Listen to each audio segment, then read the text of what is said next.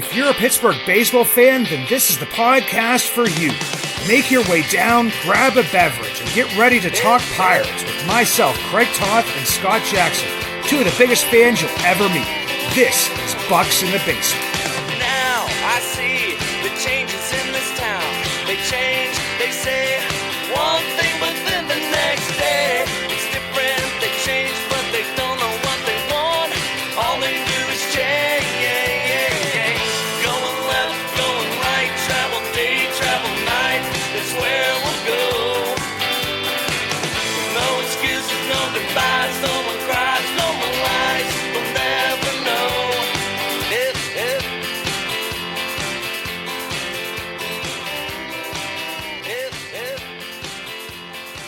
Pirates made some moves that made a lot of fans happy, surprised, and then obviously thinking about the fact that there are still going to be some holes that need to be filled because players out, you need players to come in because realistically, there aren't a whole lot of major league ready options. We're going to talk about all of that. But first off, Scott, how you doing, brother? I'm good. Happy Thanksgiving. Looking forward to filling my belly this week and keeping an eye because we know that Ben Cherington likes to make moves around holidays. So I'll have a fork in one hand and my phone in the other, keeping an eye on Twitter. Yeah, definitely some alerts. I can remember the Josh Bell trade on Christmas Eve was a little bit of a shock, but yeah, he definitely does.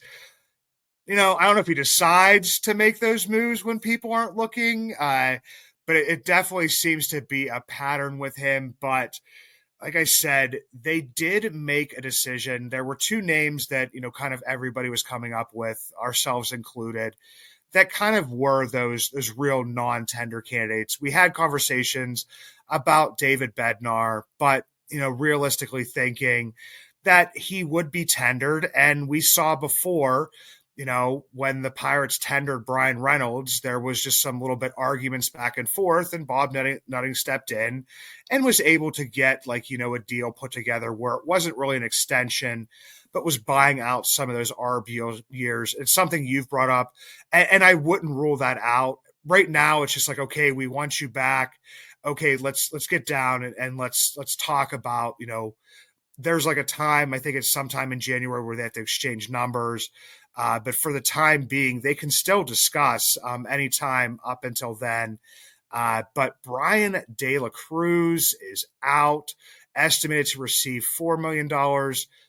Connor Joe, man, like I said last time we recorded, I just kind of thought that was the direction they were going just because – I've seen, Billy Cook as a younger, cheaper option, and you may get with, more defense and less bat, you may get some of that production because Connor Joe realistically is kind of like a utility guy, was overused at times by the Pirates.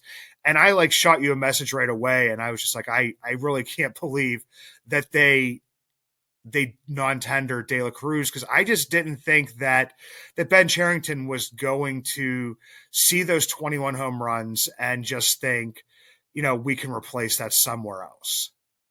Yeah, we've been talking about it for a couple of weeks now, and I really didn't think that he would get non-tendered for that same kind of reason. The Pirates seem to covet the control and these younger players and feel like they can bring the best out of them.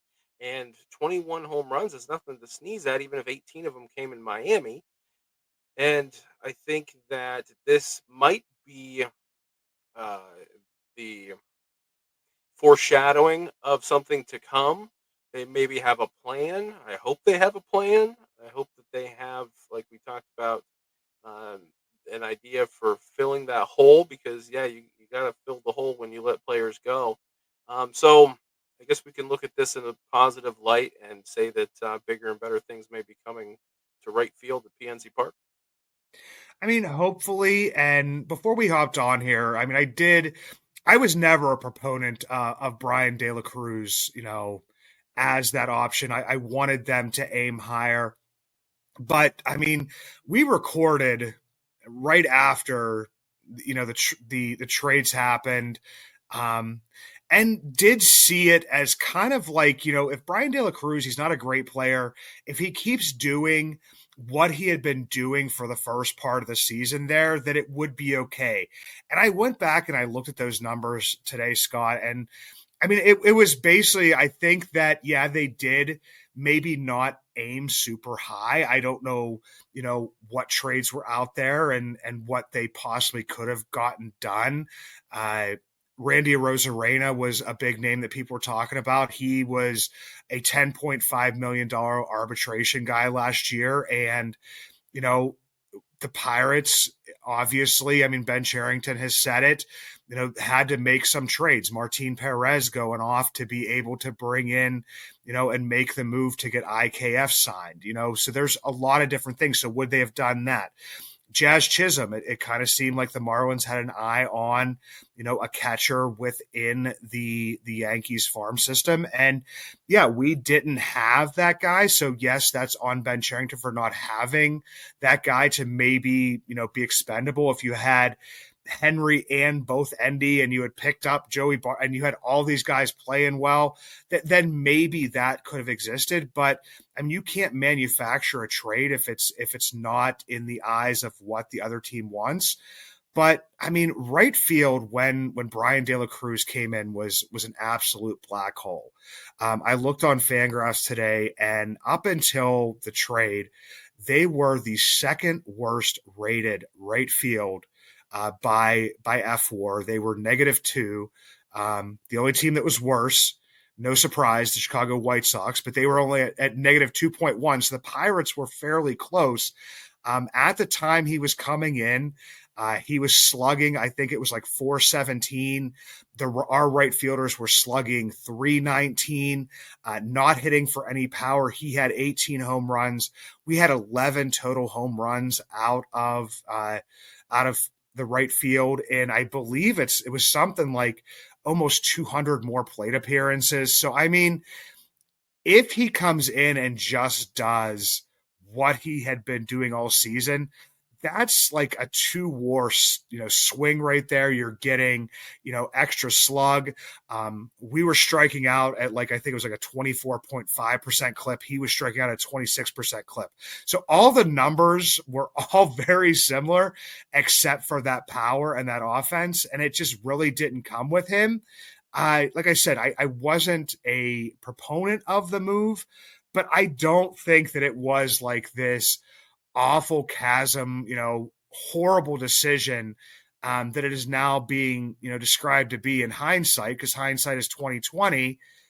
If he performed well, and I mean, we even had an episode where, showing that in those 10 losses, it was more the pitching than the offense, that kind of caused that stuff. So yeah, I mean, and like you said, I was just surprised in the fact that they moved on and thought, okay, Connor Joe and Brian De La Cruz were pretty much right field.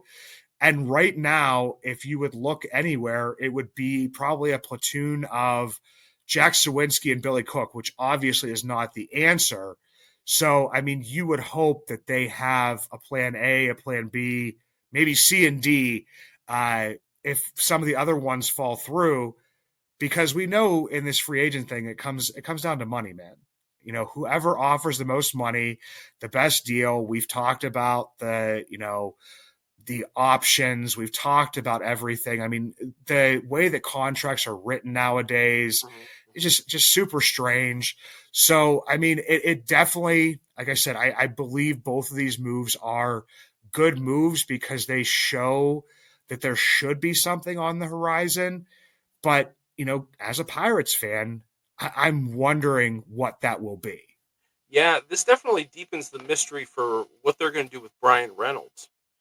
Is he going to play left? Is he going to play right? Is he going to play first? And I do wonder sometimes, because I don't listen to a lot of podcasts of other teams, do other teams talk about the financials in the same way that Pittsburgh does? I mean, it's like baked into our thought process after all of these years of, well, somebody might be a good fit, but they'll never spend the money on him. I was thinking, because I was looking at an X thread where the news came out today that Nolan Arenado was considering moving to first base, and somebody asked, "Well, on what team are you playing Nolan Arenado at first base if he gets traded?" And my initially thought was like, "Well, the Pirates would because they have Key Brian Hayes at third, and you have other players that play a better defensive first base." And then the reply from that initial fan was all the time was like, "We'll just go get Christian Walker if you're gonna play Arenado at first." And then my thought was like, well, they have to give up a draft pick, so they're not ever going to even consider it. So even if someone who is a good fit at a position, we have it baked into our thought process that the Pirates are not going to do it in that model. But yeah, that does come down to the money. It comes down to what are we going to do with Brian Reynolds? I think that that's kind of a logjam at this point because of that platoon that you were talking about, and thinking about PNC Park having that second center field in left. You have to have someone who essentially is a center fielder playing over there, someone who has the range. And as Brian Reynolds gets older, he loses that range. Now he has made up for it by improving his arm strength, so maybe he's a fit there in right. But then again, that still leaves a big open hole at first base, just like we've seen year after year after year. There's no solution at first base.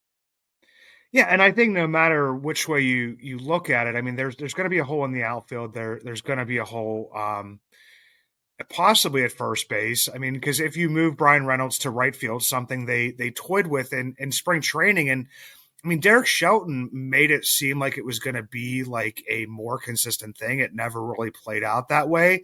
I mean, I think we talked about this before. It might have just been because of how bad Jack Sawinski was playing. So you couldn't really get that worked out as well, and you didn't have another person who could even play left field good, or it's not that Brian Reynolds played it well. I mean, by the defensive metrics, he was, the worst left fielder in baseball, aside from the arm and the outfield assists. But yeah, I mean, there would be other guys that would be doing worse over there. You couldn't move Connor Joe over there. You obviously couldn't move Edward Olivares over there. Once you have Brian De La Cruz come in, I mean, that guy can't even play right field. How is he going to play left field at PNC Park? So, I mean, that may have stunted their plans. But yeah, that's what it's kind of come down to is like, no matter what, you have two holes. You either have two holes in the outfield in right and left if you move Reynolds to first base, or you have a hole in one of the outfield positions and then first base again. I think that everybody, it seems to be, is kind of getting on the idea of Brian Reynolds playing first base. I think that he would be good at it. He's he's a workhorse. He's a guy that is probably still, out there like doing something where he's like having to like shag fly balls like out wherever he lives. I think he lives in Tennessee. He's just out like has a machine, just like, trying to read balls better and do different stuff. Like you said, they asked him to work on his arm, works on his arm, and has, leading the league in like outfield assists. So, I mean, I believe that he can do it. It definitely would answer a question because I don't know, like I said, internally, that's really not going to happen. And a lot of these guys that are out there are going to be, those 1 year options again. Like you said, a Christian Walker, they're not going to give the qualifying. They're not going to pay up for, a Pete Alonso. So you're once again just looking at, that 1 year fix. Now, don't kill me on this, but this popped into my head. Do you revisit the Henry Davis right field experiment? Because in theory, giving him the proper time, it's a small right field. He's got a cannon for an arm. I mean, you should be able to. You threw Gregory Polanco there, for a while when he was a shell of his former self. When they go on the road, it could be a little bit different, but you could maybe give Kutch some spells by DHing Henry if the bat comes. That's if the bat comes around. Yeah, that's a big part of it. But you have this bit of a logjam at catcher. Are they freeing up space there? We have in our head that they're going to go out and get somebody, but they may look internally and try this Henry Davis thing again.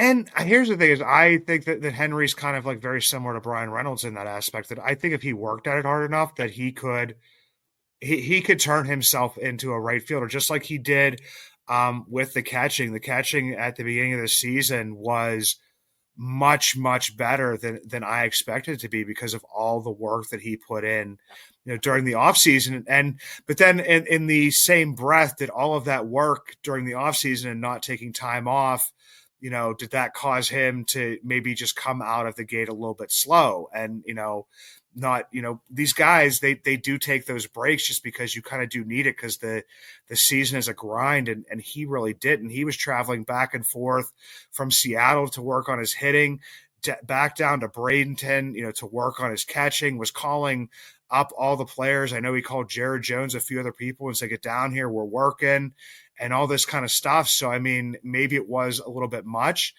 I think that it's almost like you have to – you just have to make that decision and stick with it. If they would have told us, Henry Davis struggled in right field in 2023, but we're going to tell him to work on being a right fielder for the entire offseason, I would have had no problems with it and came in with 2024 as him being one of the options in right field and, like you said, some DH and whatever it may be, and not taking the catching and saying, that's never going to happen, but at least putting a foot forward in that direction, and just saying, focus on this, Henry, and just work on this. But right now, it just kind of seems like that. I mean, right now you have, and that's a discussion we could, easily flow into, is that you have Joey Bart, who, had a good season, was injured a little bit at times, but, is he going to be able to repeat that? I would hope so. And then you have Endy coming back. You have Henry. You have Jason DeLay sitting down there. Yeah, if Joey doesn't perform like he did last year, Endy doesn't come back completely healthy, Henry continues to struggle, and then you have Jason DeLay. I mean, all of a sudden, a position of depth and strength turns into, just one big jumbled mess, kind of like how right field turned into this year when we thought they may have had a possible answer in Edward Olivares because he had performed well in Kansas City. I mean, he was a guy that got, 300 and some plate appearances. I think he had like 13, 15 home runs, something like that, and was thinking, okay, if he can do that and, maybe increase that a little bit, then we might have found an answer on the cheap. And then all of a sudden that just blows up. And I mean, we're in the situation we are right now. Yeah, and you didn't expect Jack Sawinski to fall off a cliff like he did. You thought that he was going to be part of that process, that they would have choices, that they maybe wouldn't have to go sign a Michael A. Taylor so late into spring training to fill a gap there. I think with the catching situation, I mean, Joey Bart has the same kind of pedigree that you would think for Henry Davis, because he was a second overall pick in the year he was drafted, and so I think that he's another guy that can put in the work and can continue to get better. I think maybe he was a little rushed to the majors when Buster Posey decided to sit out the COVID year, so that may have stunted some of his development, at least delayed it a little bit. And you do have Endy coming back from the Tommy John surgery, which we saw a little bit of him in the minors last year. He very easily could start the season in the minors to build back up, and then you have Jason DeLay, who will eventually be the odd man out probably. He's good enough as a backup catcher. You're not embarrassed to have him in the lineup a couple days a week.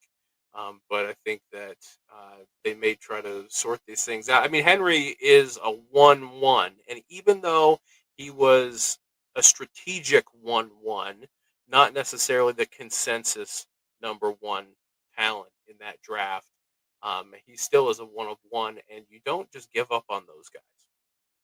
Yeah, I mean, you really can't. And I mean, I know that there are a ton of guys like those quote unquote quad A players that can, crush the crap out of the ball in AAA and then just, can't put together, when they get to the majors. But it's just so strange to see because, I mean, he really has hit like at every level.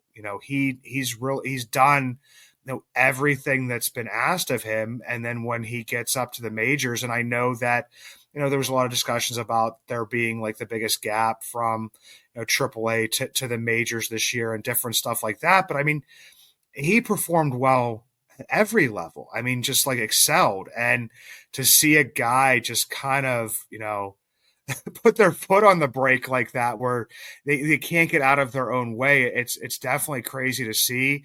I mean, like I said, if they would say, we talked to Henry, at Thanksgiving dinner and said, you're going to play, we're going to try you out in the outfield again, and you focus on that, would I think, yeah, I mean, I'd like to see an upgrade out there and a more sure thing, but I wouldn't be upset with the idea of, like I said, going with a position and sticking with it.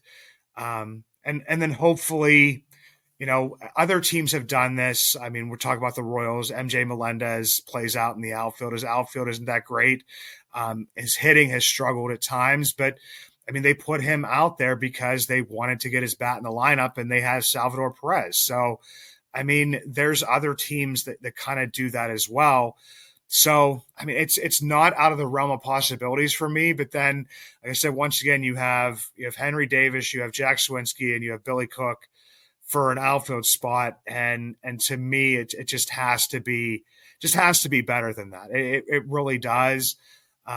It's just weird to me that, I mean, it seemed like, God, like 2 or 3 years ago, it seemed like we had an abundance of outfielders.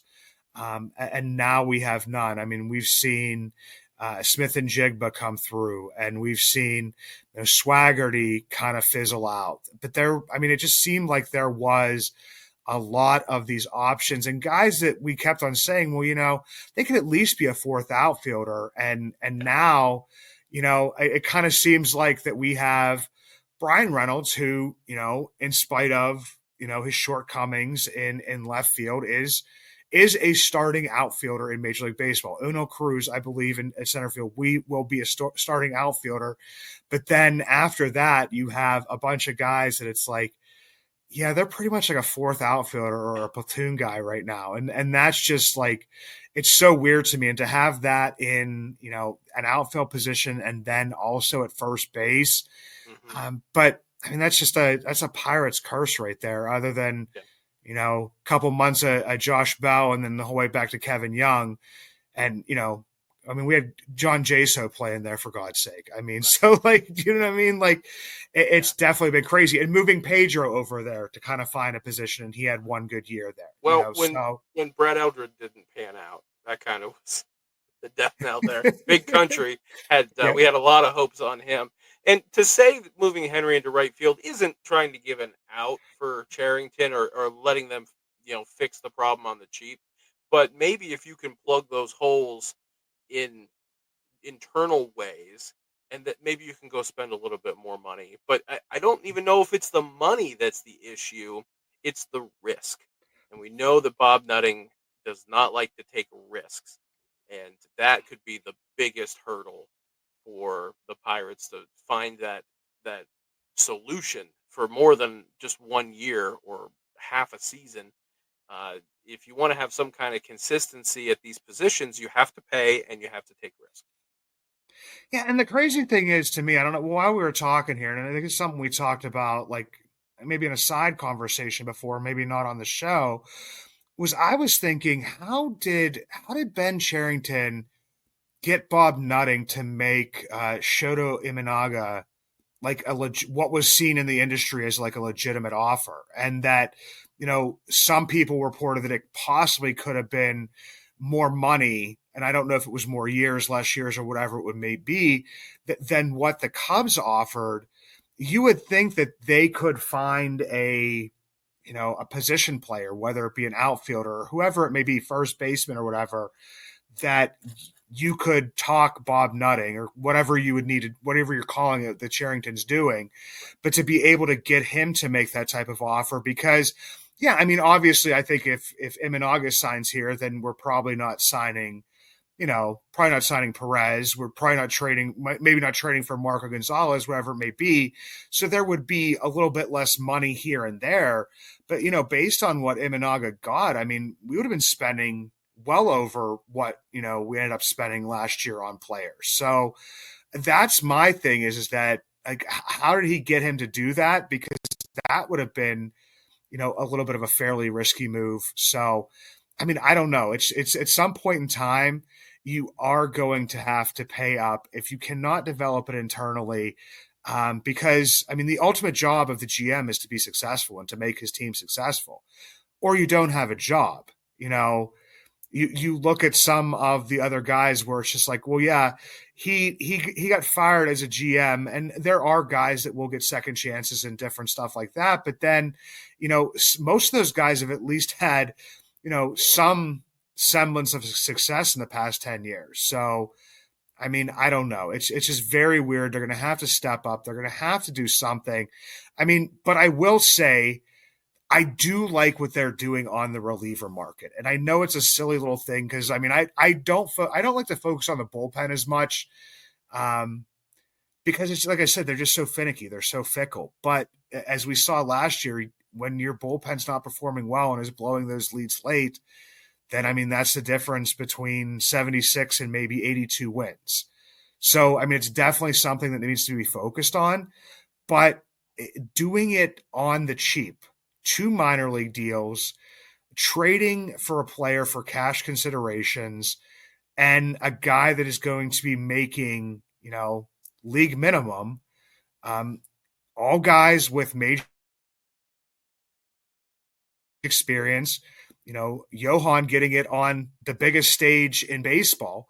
It's and what is it? You have another guy that's been through like the Blue Jays and the Rangers organization, another guy coming from the Guardians. So these guys are have been with good organizations.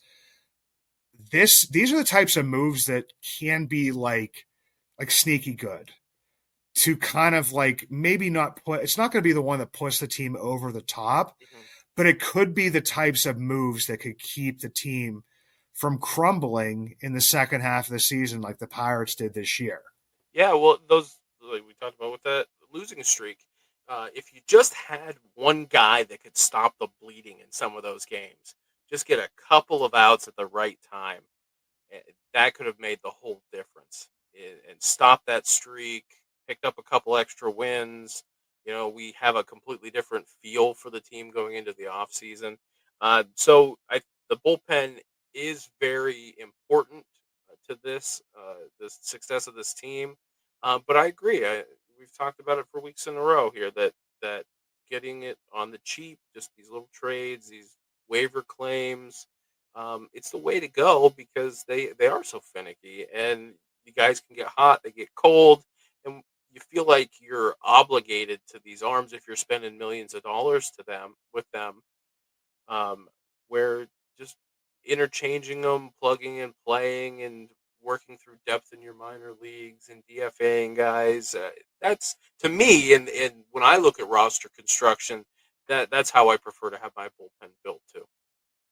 Yeah, and I would like to go, see them go out and get a sort of like a more stable, maybe a little bit more proven arm.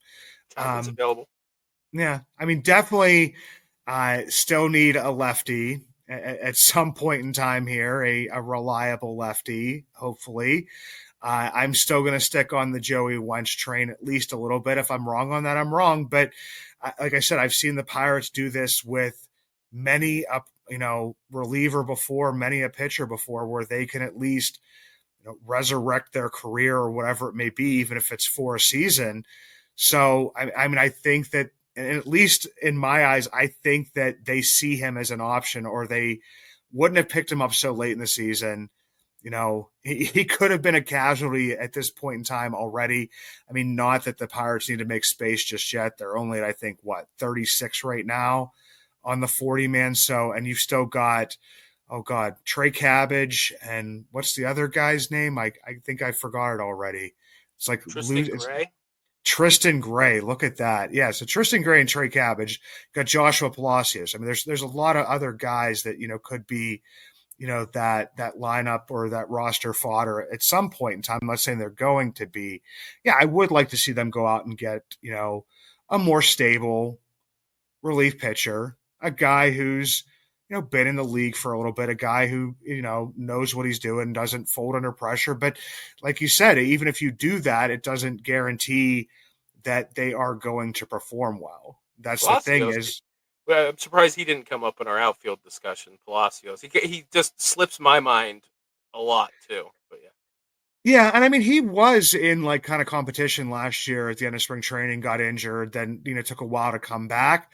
I think that's another guy that's yeah. If we're talking about the outfielder, that's to me that's like another fourth outfielder. He's a guy that's athletic enough to play all the positions, not play them exceptionally well, and but also provides something that is it's good to have within a team. Like he has that energy, he has that spark, he has the personality, and everybody seems to like him. He's that's other stuff that needs to happen because I mean, you're going to look at a team like the Pirates, and there is no way that our 26 man is going to be made of like 23 All Stars. Do you know what I mean? You are going to have some of these role players and stuff. And if it's a guy that can step up and step in like he did, a couple years ago in big situations and hmm get you some key wins, then he will be he'll be a folk hero within, Pirates lore.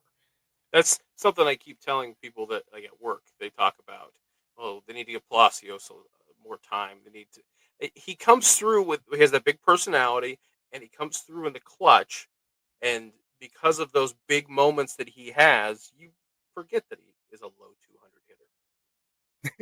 It's something that's not very easy to forget, but it definitely it can be forgotten. Especially, I mean, there's not as many people. I know this. I know there's a decent amount of Pirates podcasts out there and stuff like that, but people that dig into the team and stuff as much as like me and you and some others, where if if somebody turns on the game and sees him hit a walk off, it's just like, oh man, he must be having a pretty good season, and haven't watched what happened, for the rest of his time here. But he does. There are some things that are better than the numbers, but you can't have a bunch of those guys who have these qualities that are supposed to be above the numbers. It's like, no, at some point in time, we need a decent amount of guys in the lineup that have the numbers. There are people I talk to that will tell you they will swear up and down they need to just dump. They need to DFA Henry Davis and give all of his time to Joshua Palacios. And I was like, no, come on, like look a little deeper than that. Yeah, But please don't make yeah, please I don't don't make me need. have this conversation with you. You're Here's like, the whiteboard. I'm gonna start making notes. I'm gonna draw the graphs for you and everything. Yeah, but that's the point. I mean, these are people that watch a lot of the games too, but that don't dig in as deep as you and I do and look at some of the underlying things. yeah, and that's where kind of all this comes. And like I said, Pirates are making many moves here. I do like the kind of the direction they're going. But at the beginning of this episode, you wished everybody a happy Thanksgiving, and I will do the same. But before we go, I know that we kind of wanted to talk about it. And we know this is a little bit cheesy, and it's but it's something that I think as as people, as fans, as whatever, we need to take kind of a moment and kind of talk about what we're thankful for. And since Scott, you had a list in front of you, you showed me before. I'm gonna let you lead this off, and then I'm gonna clean it up at the end. Yeah, absolutely. Yeah, I was just thinking today about this is the time of year where we reflect and express gratitude and think about the things that we're thankful for. And I know that you and I both spend time on social media in the Pirates Twitter sphere or whatever you want to call it, where there can be a sense of negativity. And I thought, well, let's just bring some positivity in this week of thanks and think about what we're thankful for as Pirate fans and what we think, is worth taking a moment to reflect upon. For me personally, I'm thankful that not just in the last couple of years, but throughout my time watching the Pirates, I've been able to watch promising young prospects develop, and whether they have their success elsewhere or in the black and gold, I think that as someone who has spent time in their career hiring and training and developing people that you work with, there's a sense of accomplishment and a sense of pride in watching other people grow and develop. And so, guys, currently like Skeens, who was pretty much a finished product, but watching guys like Jared Jones, Nick Gonzalez, O'Neill Cruz coming from the low minors, or in some cases being drafted to come to the major leagues and having success. Seeing something like the way Mitch Keller persevered, and we got to the point where he was so down, and we all rooted for him, and we saw him turn the corner and figure it out, and you just feel so good for when he signed his extension, and he knew that he was taking that next step in his life. So that's been very rewarding over the course of my time watching the Pirates. Another thing that I'm thankful for is PNC Park. It's nice to have a beautiful, family friendly place to be able to go and watch the sport we love. And even though I, as well as you, have weathered some really rough seasons of watching this team, there's not a better place that we could do it. Absolutely not. I don't think even in a losing game I've ever had a bad time at PNC Park. And I know that people would say, well, you're giving Nutting all this money and blah, blah, blah, blah, blah with that type of stuff. But I mean, for me, there's nothing like, sitting at the ballpark, having a beer, getting a hot dog, some nachos, whatever is your choice, and just enjoying baseball. And for me, there's three things that came to mind for me as far as a Pirates fan, and especially as a Pirates fan this year. There's three things that I'm thankful for. The first thing I'm thankful for was being able to take my three kiddos to Paul Skeen's debut, and for them to see what PNC Park can be like when a city is behind the team, because it's something that my daughter experienced. I mean, she's 17, so she experienced it when she was probably too young to actually, recognize what was going on. But them being able to see, like I said, what it's like when, everybody is hanging on every pitch and giving standing ovations for every time it gets to two strikes was an absolutely amazing experience. The second thing I am thankful for is I'm thankful that Scott decided to jump on this brand and to kind of like, put his faith in me, put his faith in himself, to get back on here and start podcasting again. And, with Chris being busy with the other stuff that he does, Scott has been absolutely amazing and has kind of renewed my energy kind of into this podcast, doing a lot more researching again, different stuff. So Scott, I'm very thankful you've decided to do this. And then number three is a sad one, but a happy one. I'm thankful that my buddy Joe and I were able to take our buddy Ryan to the Hall of Fame game. Ryan, unfortunately, fought to the end, but in the end, colon cancer won, and that he passed away a couple weeks ago. But back in August, he ate all the nachos his doctor told him not to eat. He drank all the pop his doctor told him not to. We sat in the stands and talked baseball for a day, watched the fireworks. And for one day, he wasn't really in pain. So I'm very thankful for that. I'm grateful that we were able to get that time with him. And I'm grateful for everybody that tunes in and listens to this. And once again, Scott, thank you so much for jumping on and doing this, brother. Yeah, thank you for having me. I never expected when I agreed to do the guest spot so many months ago while you were on vacation that it would turn into this. But I'm so happy that you took a chance on me, and I really appreciate the opportunity. Absolutely, brother.